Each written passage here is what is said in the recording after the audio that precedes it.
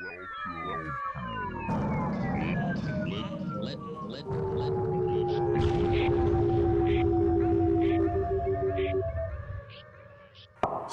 balloons. Lead balloons. The alchemy of unpopular opinions. Unpopular opinions. Yeah, I feel a little spicy today, so all bets are off. And I know that you're out to get the ladies.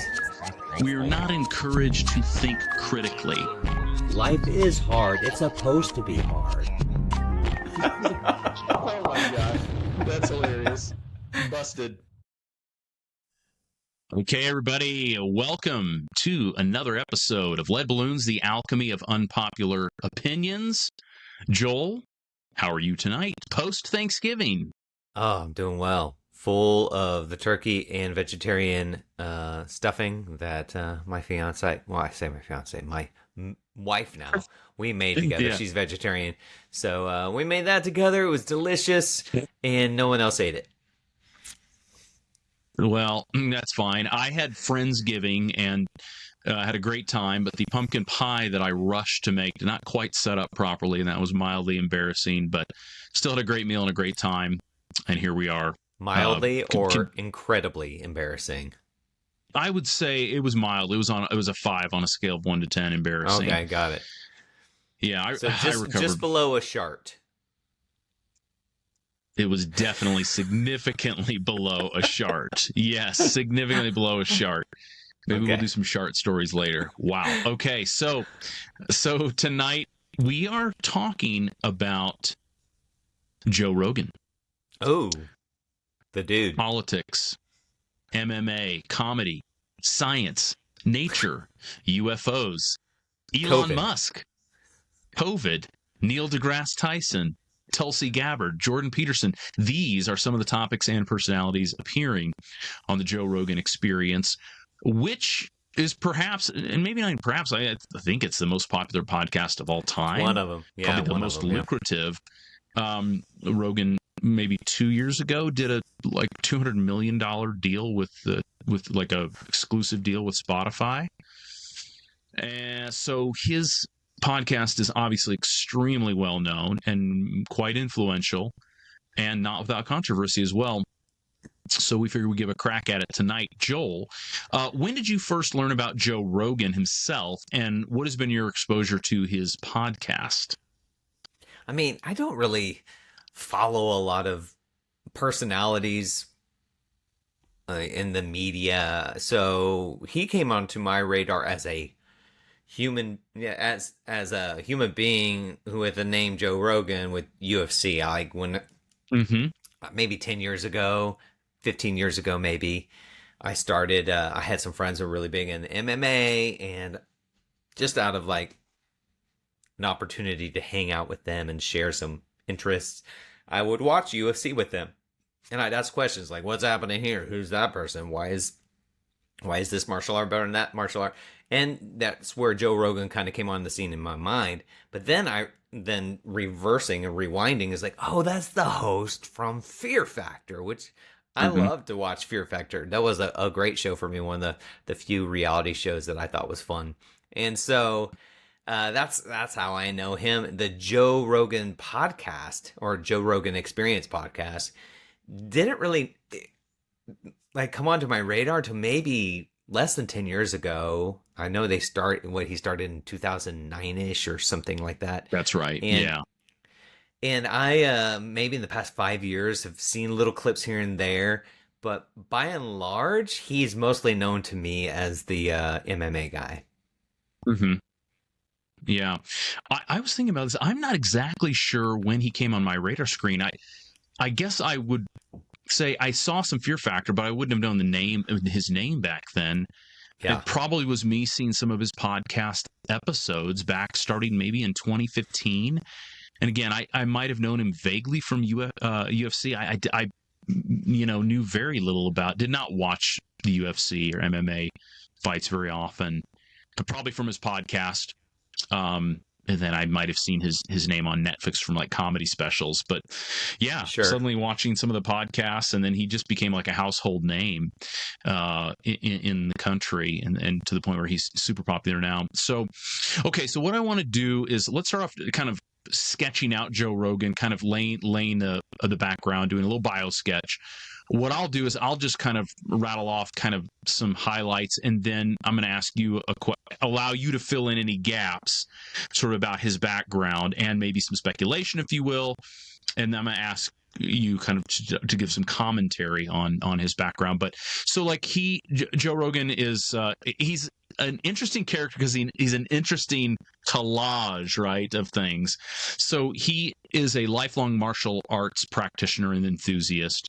I mean, he got into it, I think, in his teenage years, and cites his introduction to martial arts as a major like turning point in his life, giving him confidence, giving him courage, and helping him to sort of feel strong and not get bullied in these kinds of things. So it was an enormous part of his life. And then starting, I think, in his like late 20s, I think he was probably maybe even in his 30s, sometime in the 90s, that he started doing some commentary before UFC was a big thing at all. I think he started doing it in an unpaid capacity at first. But so that's part of who he is. His comedy career has also run for a lot of, I mean, he saw, I think it was maybe Richard Pryor when he was really young, and just was amazed at how someone could make you laugh like that, and he wanted to do it. And so he got into comedy. And so he's been doing comedy for decades as well. And he sponsors comedians. He supports them a lot. I think he has subsidized the Comedy Store out in LA, if I'm not mistaken. He's also been an actor. He acted he's done some small roles in shows. He also had a pretty big role in Hardball and News Radio, and he did, of course, Fear Factor was a huge role for him in the early 2000s.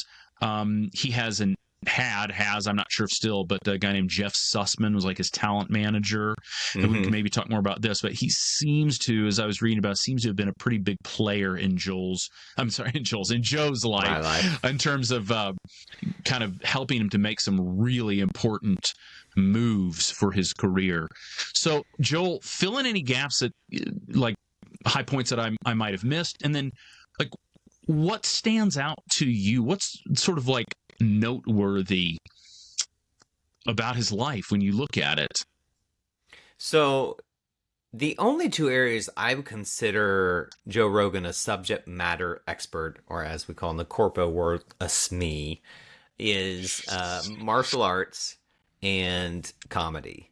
So martial arts, I got into the UFC. I had a lot of friends who were big into various forms of martial arts. I actually trained at a MMA gym for a couple of years. I focused on Muay Thai and just, Muay Thai boxing and kicking, but, it was primarily a Brazilian Jiu-Jitsu gym. And so obviously I'm around a lot of people who are super obsessed with this. And that was maybe those couple of years when I watched the most like MMA video clips. I remember watching UFC clips. I would just Google stuff like leg kick knockouts, and would just like love watching someone get knocked out by getting kicked in the leg kicks. Oh man, it was just like when I was doing Muay Thai, it was just like that was like the juice.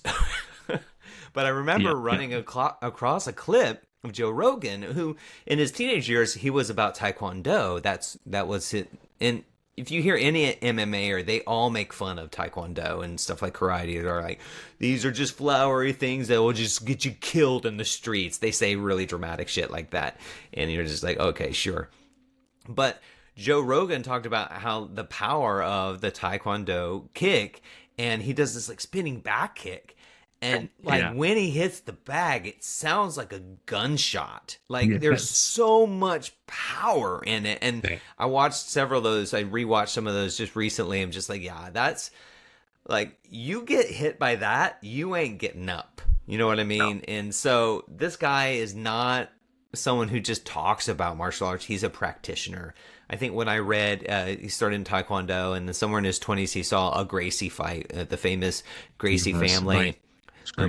Brazilian Jiu-Jitsu, and then he got into Jiu-Jitsu, has now his black belt in Jiu-Jitsu from that tradition, and that's nothing to sneeze at. That is hard work to get that. So I have a buddy who has his black belt in kung fu and I think his blue belt in jiu-jitsu, and he's Brazilian, and he also has his PhD in in what he has his degree in, but he has his black belt in kung fu before his PhD, and when he hangs it on the wall, because it says that took longer to get.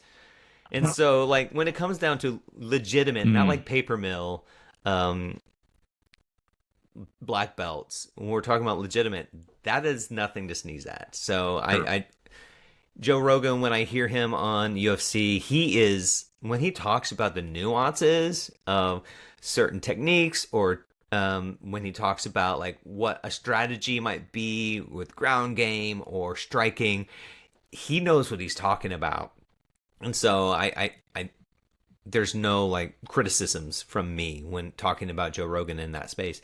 And comedy, he's not as much of a subject matter expert in terms of his experience and expertise, but anyone who's created specials that are on any platforms is someone who's put in the work and has crossed a threshold in terms of being acknowledged by the entertainment industry as someone worthy of putting out there.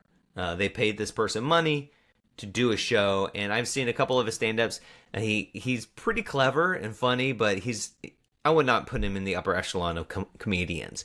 But I do know that, like, if anyone like makes it into mainstream in any kind of platform, that took a lot of work and a lot of working that craft. So beyond that, Joe Rogan's podcast to me is a bit of a like head scratcher. Like, why him, and why this huge fame that has followed? What do you think? Yeah, I think that it's hard to wrap your head around it. I think that probably some of it is right place, right time. But you take a guy like Joe Rogan, so he has the background in comedy, right? What is that? Okay, but in addition to that, he seems to be very good at making and nurturing connections. That's a skill that he has, right? Okay, so take that skill, and you're in the comedy world, so you know all these comedians. Well, guess what? Comedians are really interesting people. So you can get those people on your show. Those are going to be great shows. Now you can also, he does like his UFC shows like once every 7 or 8 episodes. Yeah. What does he call it? The Fight Special or something. I never watched those because I don't really care about UFC, but there's a lot of people who are really into UFC.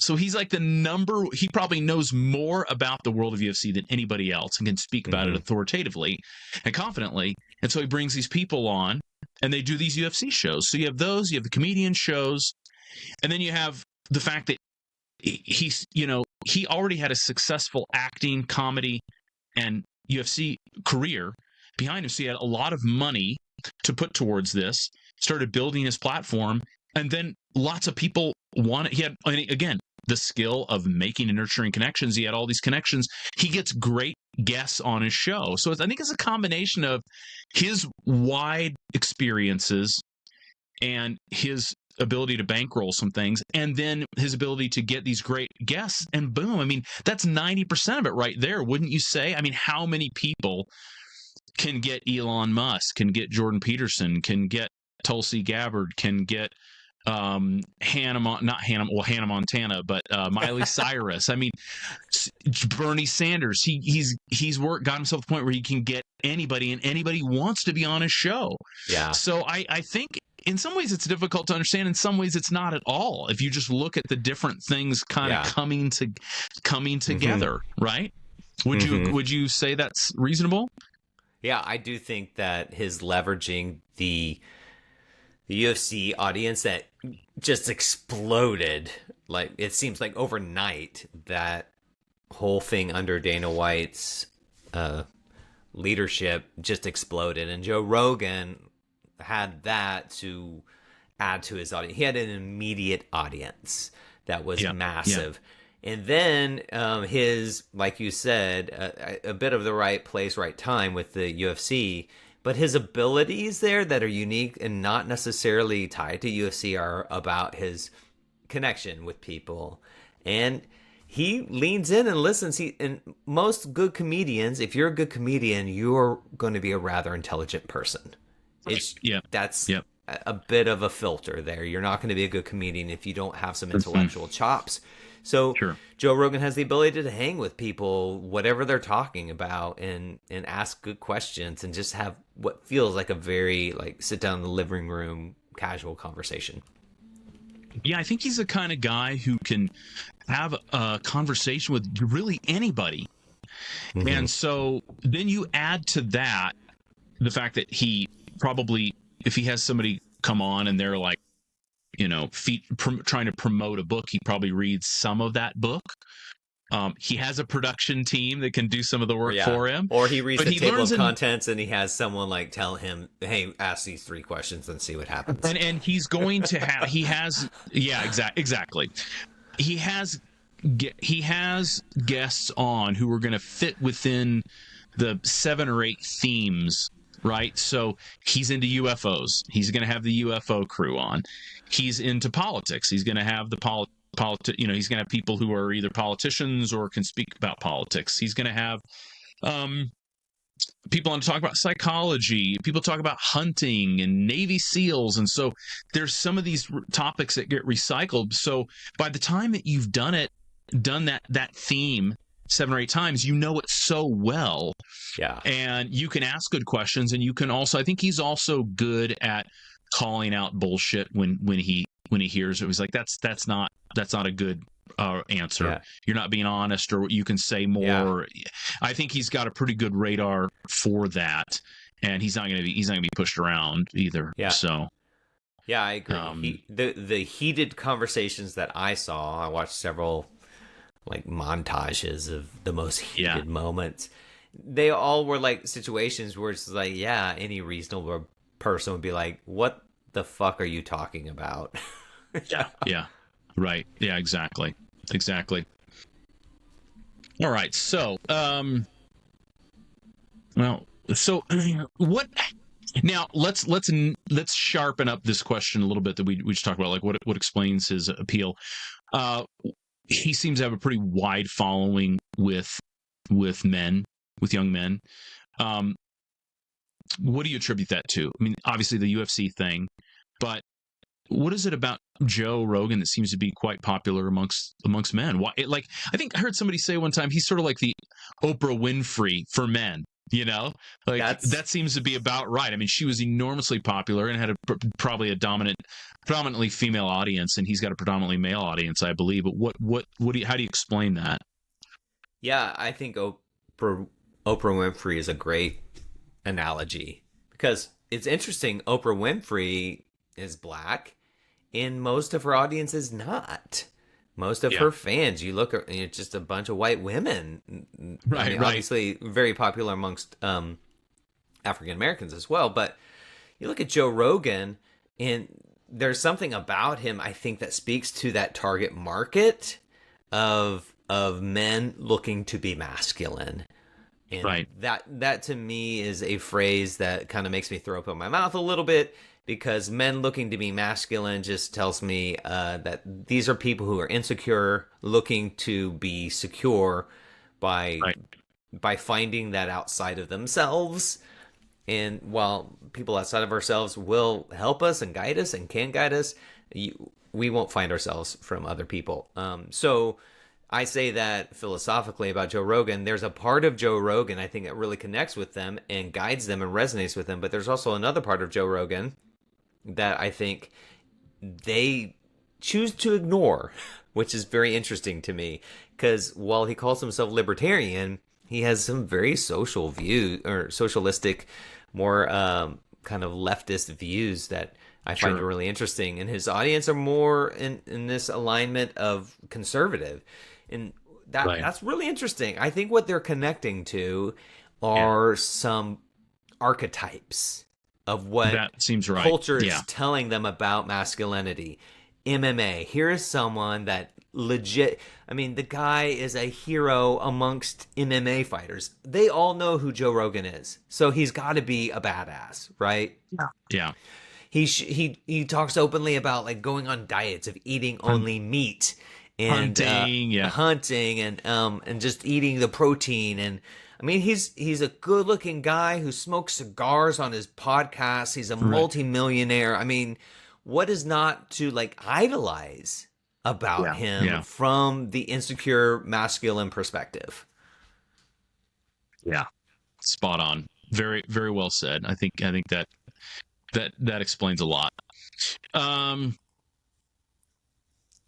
So okay, I want to hook in again to what you're talking about with politics. So he describes himself as like libertarian, loosely. But he has a wide audience, and an audience though that does lean from what I've seen, the numbers I've seen, kind of leans conservative. It's not dominated by conservative viewers. It's a mixed audience.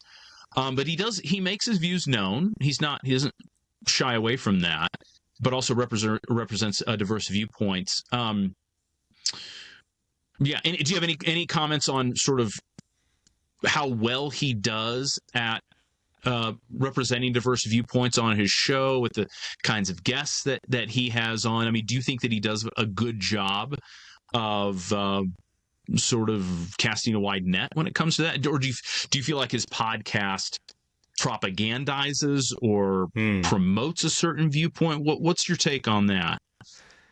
So I want to kind of like hold back my final conclusion till the end of the podcast, a little teaser there. Sure, okay. So I'll talk specifically to this and some of my views of what's kind of happening. And I wrote down, I'm going to looking at my notes here, the things that have been documented that he's said publicly about where he lands politically. So he would call himself libertarian, but also socially liberal. So more left-leaning when it comes to gay rights, women's rights, recreational drugs, universal health care. That's a non-starter for any conservative. Talking about universal basic income, another non-starter. Very few people talk about that. But then I'm sure the conservatives will pick up on the gun rights and the Second Amendment and those sorts of things. Huge about freedom of speech and criticizing the cancel culture that happens so often in the world that he is dominating. And he tends to, when it comes to his talk about freedom of speech, talking about how he sees the liberal media censoring right-wing perspectives, but he also criticizes foreign policy, and he calls it, I love this phrase, military adventurism. And I think that his views are very interesting. And when you look at the kinds of people that he brings on, you'll see that he pushes the boundaries by bringing on people that are intentionally, what I expect, are intentionally controversial. Some of the people that he's brought on, I was one of the, and I don't even know who this is because I don't follow all the controversial figures, but one of the ones is this voice, Alex Jones. Far right individual who's been banned on so many different social media platforms, and like even there's news that people from Spotify and the upper management were just like very unhappy that this conversation even exists on their platform. Why are we giving? It's almost deemed as like morally irresponsible, and so I find it very interesting that Joe Rogan has this huge podcast that where he's pushing the boundaries seems to be, to me, pushing for inclusivity. And that to me is interesting. That is something I really respect about what he does. I find this ideological box ticking to be the most annoying thing. What I mean is, I don't care if you're conservative or liberal. If you're liberal, and there's sort of like a liberal checklist that has 10 items, that if you're going to be a true liberal, you've got to check the box on all of those. And then conservative, you got to check the box on all of those. If you're that kind of person who checks every single box of that ideology, there's a high likelihood that we're either A, not friends, or B, I just don't find you interesting. You don't find me interesting. Correct. Because to they be will that likely kind see of person, you as the enemy. Yeah. The because enemy. If you you have the don't have, capacity for nuance. yeah, like if you know, somebody who, let's say, is really into the Second Amendment, but is isolationist in their foreign policy, or somebody who is pro-choice, right? But maybe they're also pro-capital punishment. I mean, Yeah. I'm not telling you necessarily what I think on these things. I'm saying I'm interested in somebody who's thinking about it. And if you're thinking about it and not going the party line, then that's what I like. If you're just going with the talking points and the party line, you've obviously you have outsourced your thinking to other people and Correct. ceased to be an interesting human being to me, and also a potentially manipulable human being. And so when I see somebody like Joe Rogan, I'm like, oh, there's somebody who's thinking about things and is willing to stake his claim on issues that are not going to be popular with some people. So I like that. I think he's a good example in that way, for sure. Yeah, and I don't agree with everything he says, for sure. No, I don't either. No. He sent out a tweet, and one of the reasons I think I brought him up to you is because I saw this tweet. Someone retweeted it, or posted on Facebook or whatever, and something along the lines of him saying that we have a mental health issue in America that is disguised as a gun problem or something like that. And I'm just like, as someone who's worked in mental health and has advocated in Austin, where he now lives, for Texas, around mental health and disabilities, I would say, no, dude, flip that. We have a gun problem that is disguised as a mental health issue. And that's what's actually happening. And I'm happy to cite all kinds of data and research to support that, versus simply a desire to make sure I'm allowed to buy AK, weapons and have, massive magazines. It's just so that I can, quote unquote, live out my Second Amendment right. It's like, I have issues with those kind of blanket statements. And that's where I'm like, this public figure is spreading ideas that are, that I believe I disagree with. However, I also am a fan of freedom of speech, and there are a lot of people who spread ideas that I disagree with. The question that I think, and this is a little bit of teaser of what we'll get to at the end with my conclusions, is that Joe Rogan saying that, and some like unnamed state representative saying that very few people follow, are two different scenarios. Not because of their intelligence, but because of their influence. Yeah.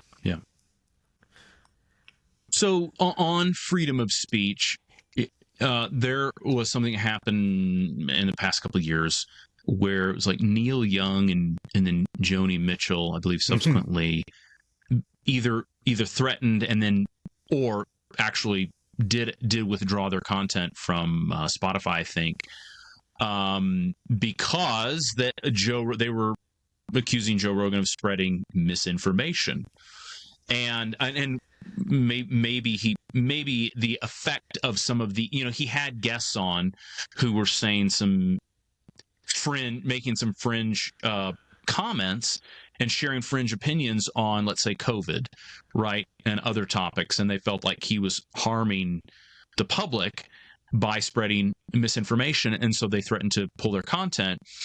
And I think then he, maybe they added some kind of like prefatory statement to his podcast to say, this isn't intended to be like medical advice or whatever. But I think this is, you and I did an episode, the Devilish Advocates, Bad Ways of Doing Good, where we honed in on the topic of free speech. And it's interesting because it's like the question I would ask to these people, and not that they don't have genuine concerns, but the question I would ask is, has the Joe Rogan experience become a public utility? What is the responsibility of a popular entertainment podcast? If you are going to the Joe Rogan experience to get medical advice and to have authoritative information about anything, that's not what it's billed as. And so what is their responsibility? And the people who do that, you remove Joe Rogan podcast, they're just going to find what they want to hear somewhere else. That's right. I don't understand what's the responsibility of his? Yeah, what's the responsibility of his podcast to spread true information, I guess I don't. First, I don't Trent, really I'm going to understand. throw this to you. What do you believe? Because this gets me like angry to the core. What do you think misinformation is? What does that even mean? I don't. That's another one of those euphemisms. Instead, like, say Joe Rogan is responsible for spreading lies or spreading falsehoods. But Sure. misinformation, there's either information or like there's information or there's nothing. Can we right? just agree that 90% and probably higher of any of the information that's out there are just opinions? Right. That's right. Even science, like, friends, go back to your 7th grade science class. What is science? Yes. Science is evidence-based that is tested through peer-reviewed journals over time. Yes. And then over time, through an overwhelming amount of data, becomes a theory, like the theory That's of right. evolution. Yeah, a theory. And then through lots and lots and lots and lots of other testing becomes a law. The fact that Joe Rogan's podcast got 270 scientists to write him about like the misinformation he's sending about COVID vaccines or whatever Joe Rogan said. And I watched several of the clips, and in the clips he says, "I'm not a doctor." Multiple times he's like, "I'm not a doctor," but he just he's sharing his opinion. Guess what, doctors? You're sharing your opinion too. You don't know yet. Right. You don't. Exactly. According to your own like discipline, you don't actually know yet. You just disagree with Joe Rogan, who's very influential. Fine. I'm not saying that the doctors are wrong and Joe Rogan's right. I sure as hell I'm not saying that, because guess what? I ain't a doctor either. But I know what science is and when it becomes authoritative data. So what is misinformation? It is a polemical word. That's all it is. It is not, I agree. is not referring to anything that's true or false. It is meant to psychologically manipulate people to distrust. Just like you got the conservatives on one side quoting fake news, thanks to the wonderful coining of President Trump, and you got the people on the left quoting misinformation. They're both doing the same thing. Yeah. Neither of them actually care about what's true or false. They only want to discredit the opinion that isn't theirs. That's what's happening. The antidote to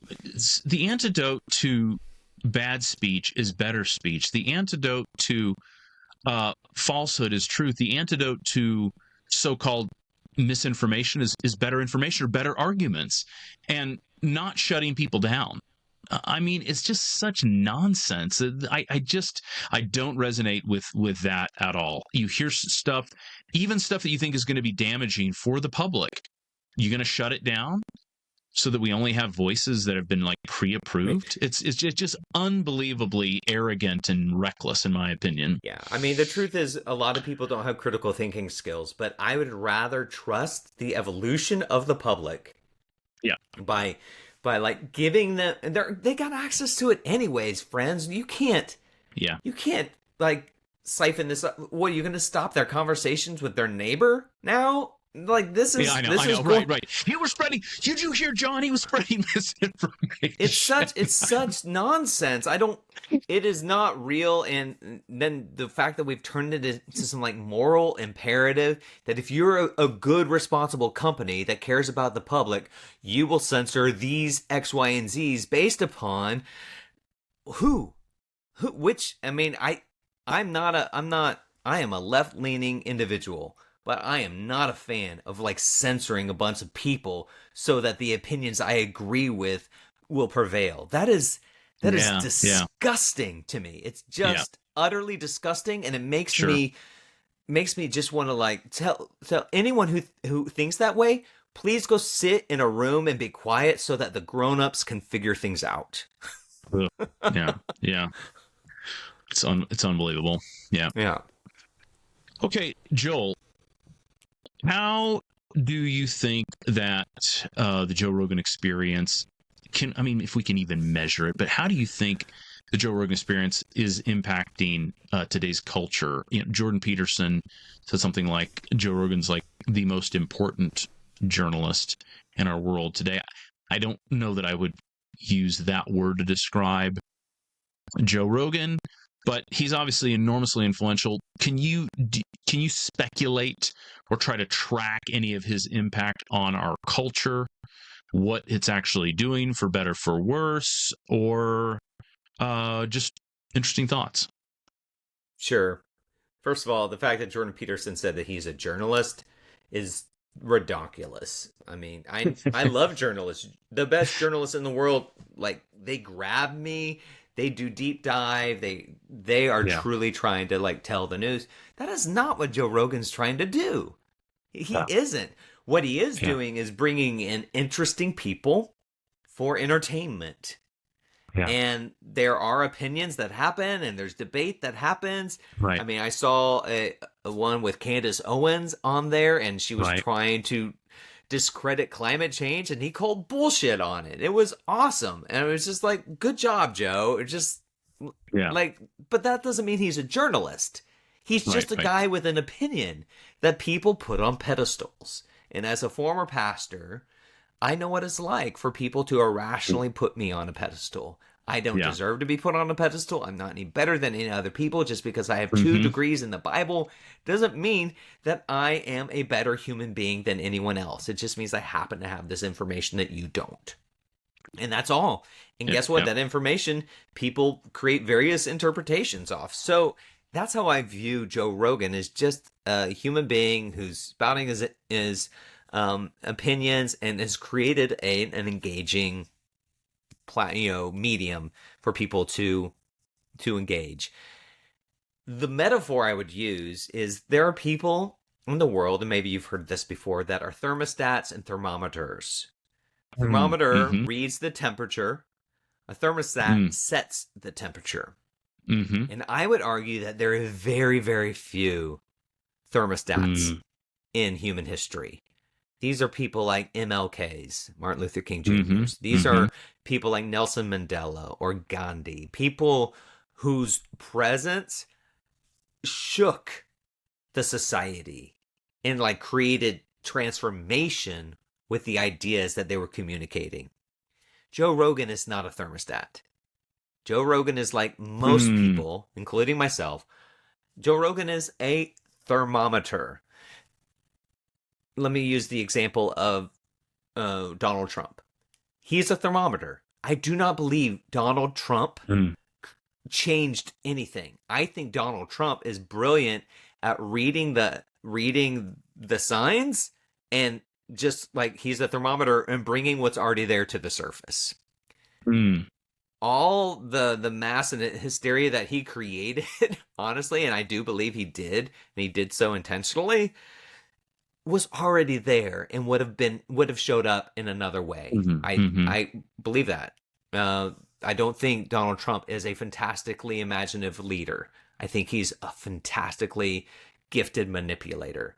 And what happened was already within our society. Joe Rogan, whatever controversies are coming up to the surface and both, it's already out there in society. He's a thermometer. He is showing us what is in our culture through these conversations. He's not changing anything. So I don't believe his impact. He has a massive impact on culture at all. I think he's a really good businessman who has expertise in martial arts and comedy and has created this formula, this algorithmic, is that the right word? I don't know. This algorithm of a podcast that he started at the beginning of when podcasts started becoming popular, and he's found a very steady market by delivering a very consistent product.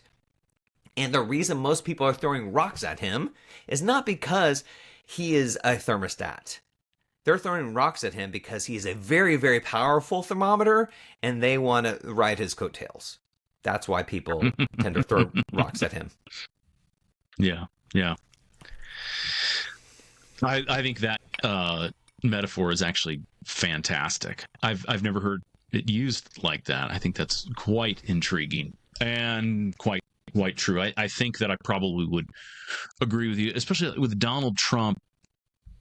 I think that, yeah, for him to be considered a thermostat, you would have needed to see more violent revolution in our society, which we haven't seen.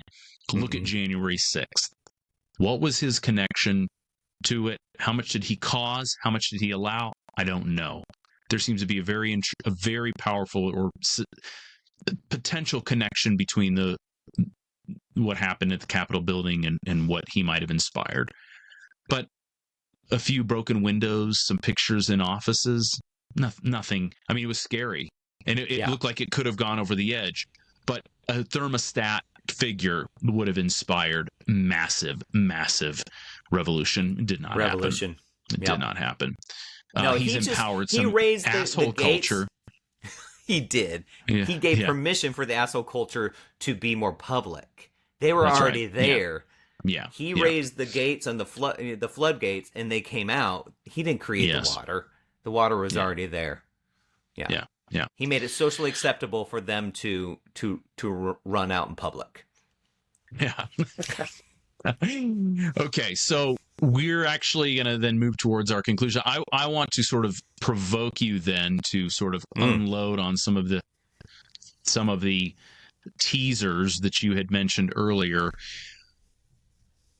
Give us sort of your deep understanding and deep insight about who Joe Rogan is, what he's trying to do. You've talked about his business savvy.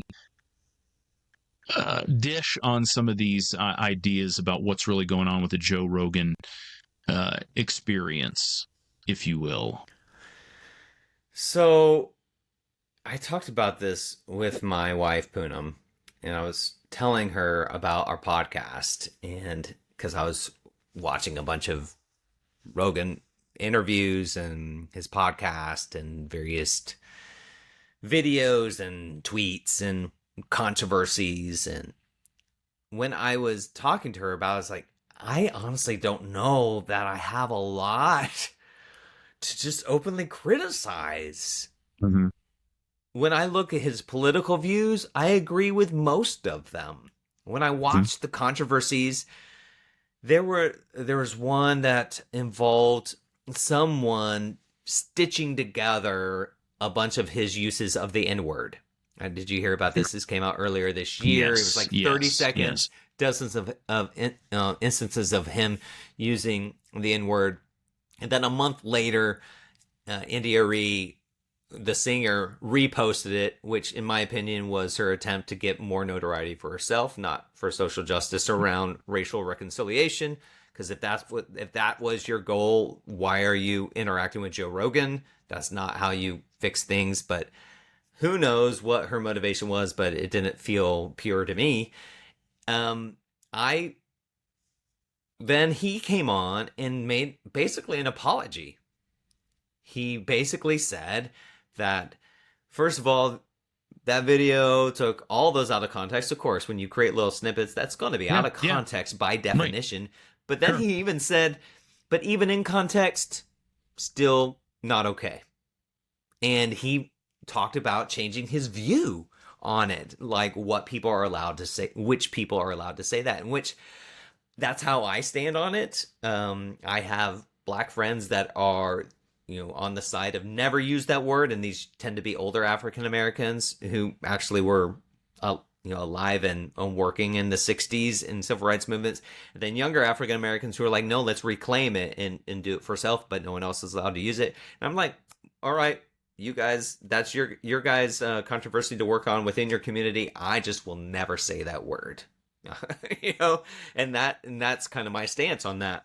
But to hear Joe Rogan say it that many times in a public forum and then openly say I was wrong, basically, that's what more could you expect of a human being other than that they be perfect? And that's where I get super fucking frustrated with this critical culture that we live in. They expect people to be perfect, and they're never going to be. And if anyone expects someone else to be perfect, that tells me that person is not self-reflective, that they do not have a lot of self-awareness around their own imperfections, because everyone's imperfect. The moment that you really begin to sink into your own imperfections is the moment you begin to have compassion, accessing compassion for other people's mistakes. The real measurement is not whether people make mistakes, is what do they do after they make mistakes. That's the measurement to me. Because everyone makes mistakes. What are they doing after they make mistakes? Are they trying to blame shift? Are they trying to table turn? Are they trying to gaslight you, manipulate you? Joe Rogan, in my experience, I've seen a couple of instances where he goes back and basically says, my bad. He talked about like some like fires, like forest fires, and mentioned a conspiracy theory in California. And it was... because his podcast is so popular that conspiracy theory blew up. Yeah. And so much so that the FBI had to get involved. And then Joe Rogan made one of his, very few, but he did make a public apology. I didn't actually research that much, and I should have before I said that. To me, what I see with Joe Rogan is he is, by and large, my assessment. And this is my conversation with Poonam, to circle back there. I don't have a whole lot of lead balloony things to say, except what if the lead balloon is he's a pretty decent entertainer who likes what he likes, has opinions about what he has opinions, some of which I agree with, some of which I don't. And he's an advocate for free speech, which I am as well. So that means that I allow for him to have opinions that are not mine, even if it is on an extraordinarily popular and influential podcast. That he's, even when he's wrong, he seems to be responsible about it. And that, to me, what more could you ask from a public figure? Well, what more could you ask? Yes. You and I have talked about punitive justice versus like rehabilitative and restorative justice. When somebody does something wrong, I would think that almost all human beings want that person to apologize sincerely and try to make it right if they can. The more unnecessarily punitive that we become with people, we do not incentivize them to make it right. So just ask yourself, if you really want somebody to make something right, and you've also set up a punitive system that scares the shit out of them and makes sure they'll never own up something, how are they going to make it right? I'd like to know. So I guess, I'm just amazed as much progress we've made in our society, as progressive as we think we are, our bloodlust, it doesn't matter if you're for or against capital punishment, the bloodlust in our society has not really progressed that much. We want people's blood. We want them to pay. We want them to suffer. It's like, okay, as long as you don't want things to be made right, then let's persist with that. And I'm with you. I'm so over that shit. Like, somebody makes a mistake, they get called out, they apologize, we move on. That's it. I know that's not the only thing you can say on this story, but that needs to be said, because this obsession in our fucking culture for punitive justice, to make sure that whenever there's a wrong, that the universe is out of whack until we destroy somebody for it, and then we can be equal again. It's just absolutely absurd. We'll do a podcast episode sometime about Norwegian prison systems and how effective they can be, and not using stupid punitive measures, because God forbid we would have a low recidivism rate and people would re-enter society to do good. We're just absolutely insane. I'll add on to that Portugal's movement to decriminalize drugs and how that actually decreased drug usage and overdoses and all of that. It's the evidence is out there. It's our egos that don't want to swallow that pill. That the ego wants punitive justice. The ego wants vengeance, and the ego is what is responsible for all the suffering that we are experiencing in our world. It is individual and collective ego that is what we ought to be like turning our attention to, mitigate and really address. Yeah. Yeah. Very well. Well, let me just say, Joel, you were quite on point tonight. You always are, but especially on point. Very proud of you. Very proud of you. Okay, well, with that being said, that wraps up another unforgettable, unmissable episode of Lead Balloons, the alchemy of unpopular opinions. Good night.